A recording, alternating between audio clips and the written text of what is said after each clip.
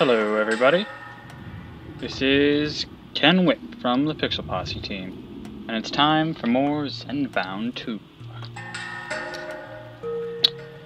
So, how is everyone today? I personally have been alright. I mean, I could be better. I've had a bit of a rough week, personally. And, so, I'm kind of happy about being able to sit down, relax, and play some Zenbound. But ultimately, I do have things I need to take care of in real life, so I'm gonna get this done. So today's topic is materialism, specifically regarding wealth. And so first, let's just jump right into it. The first question is, am I wealthy? I'd say in my opinion, I am wealthy, but in others' opinions, in the typically accepted opinion of what is wealth, I would say no, I'm not particularly wealthy, though I am more wealthy than most people in the world, so depends on your definition of wealth. And that leads right to the next question, which is, what is your definition of wealth? Well, personally, wealth has little to do with money and material things. To me, my wealth is my friendships and relationships with other people. That's what really matters. At least, to me it does. Other people may be different, and to each his own. But, yeah.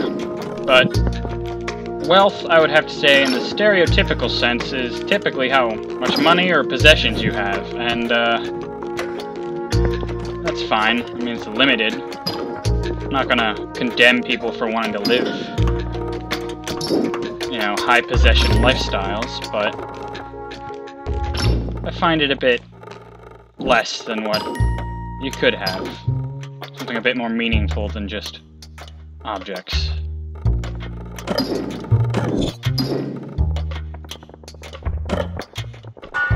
There we go. Okay, next question. Oh, I missed that spot right there. Oh, crap. Okay. Next question is, are possessions augmentations to our happiness in life? So basically, do possessions add to our happiness, or even cause our happiness? And I'd argue for me, no, it's not the case. Sure, I may be in a good mood for owning something new or having nice things, but ultimately my happiness is not dependent on the items that I own, and the stuff I can buy with what money or whatever. I'd say that possessions certainly aren't the key to our happiness, and no manner of possession would help a completely unhappy person. They're much more to our well-being than just owning stuff.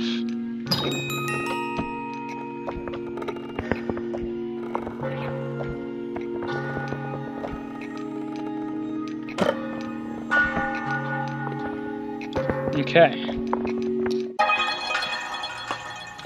Then the next question. Do possessions get in the way of the more important aspects of life? Oh, no. There we go. I would say, yeah, they can. They can. It may not always be the case for everyone that possessions get in the way of the important parts of our life, but I'd definitely say possessions can get in the way of the important things in our life, like relationships and people, and living fulfilled beyond just having money and items and the such.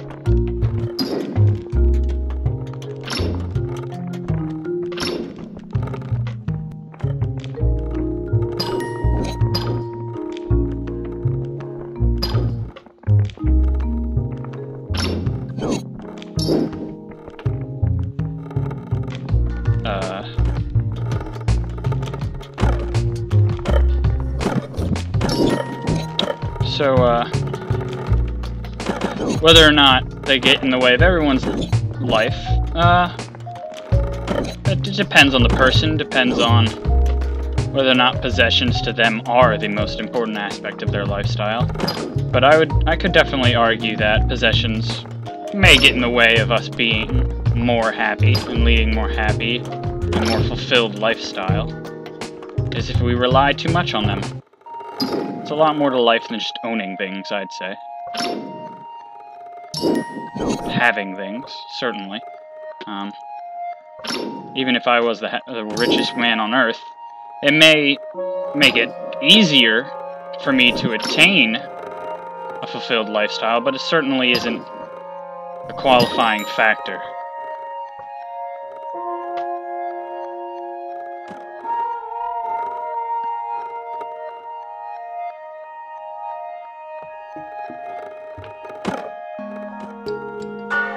There we go. And, next question.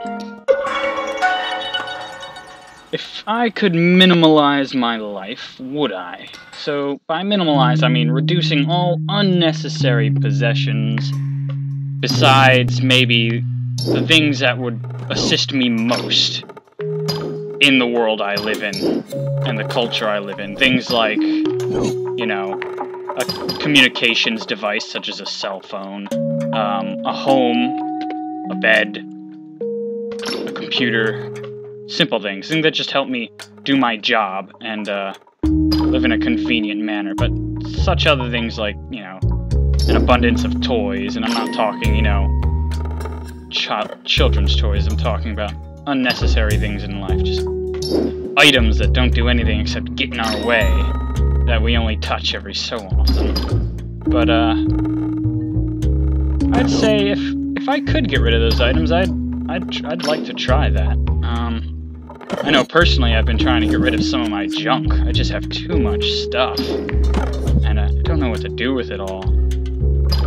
And I feel that if I got rid of most of it, it would reduce maybe the stress that I'm feeling a bit, you know, recently. Cleaning up my life in, like, you know, material things might help, you know, regain my sanity, or at least maintain it in some way. What little is left, I mean, considering I do these Zen-bound things every Fridays, and the stuff I talk about, as iconoclastic as it is, certainly are not conducive to a mentally stable person. But, yeah, I'd try to get rid of some of my junk if I could. Can look them out around my room right now, and there's, yeah, I have a pair of nunchucks that are still wrapped in plastic, and I don't have, like, a proper case for them. I could probably go get a decent case and get rid of that plastic crap, and it would make the place that I have them sitting look 10 times better. But alas, I haven't done it, and I need to get it done.